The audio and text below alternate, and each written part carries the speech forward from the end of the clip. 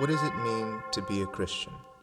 And how are we to love as Christians?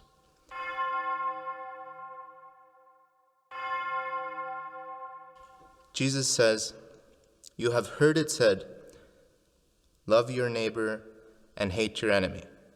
But I say to you, love your enemies and pray for those who persecute you."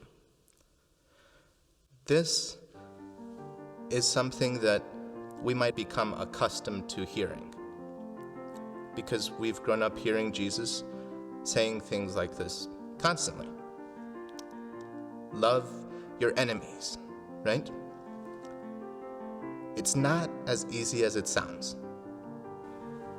Jesus says, God causes the sun to rise for the evil and the good, and the rain falls for the just and the unjust. The sun rising inherently means that it rises for all the people on earth. When rain falls, it doesn't dodge those people that haven't been good enough. Okay? Jesus is causing us to ponder the question, what does it actually mean to be God's people?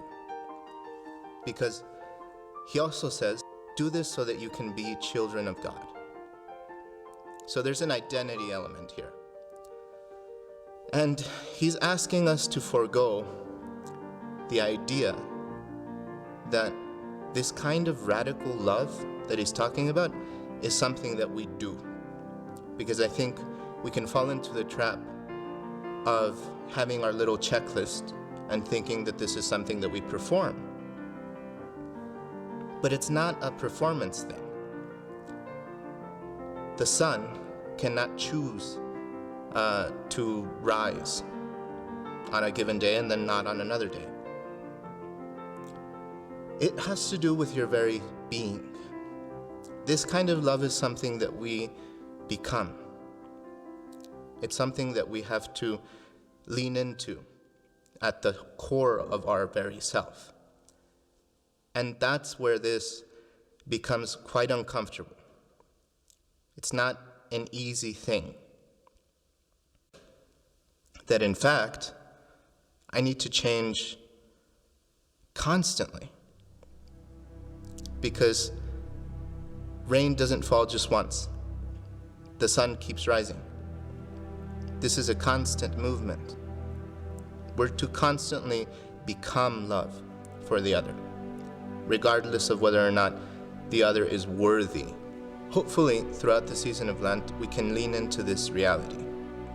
And we can lean into it in different ways, because all of the insights that we might be having as we adopt new practices that help us to be more aware of the presence of God in our lives, it's about an uncomfortable change that occurs at the very level of your identity. I know frequently we say, well, they're not meant to make us comfortable, but I would push that a little bit further. They're meant to make us a bit frightened, actually, because the world doesn't have to be the way that it is. The sun doesn't necessarily have to rise. The rain doesn't have to fall. These things could be otherwise. And the more we come to understand that the way that the world is constantly preaching to us a love that is unusual. It's perplexing. It's frightening.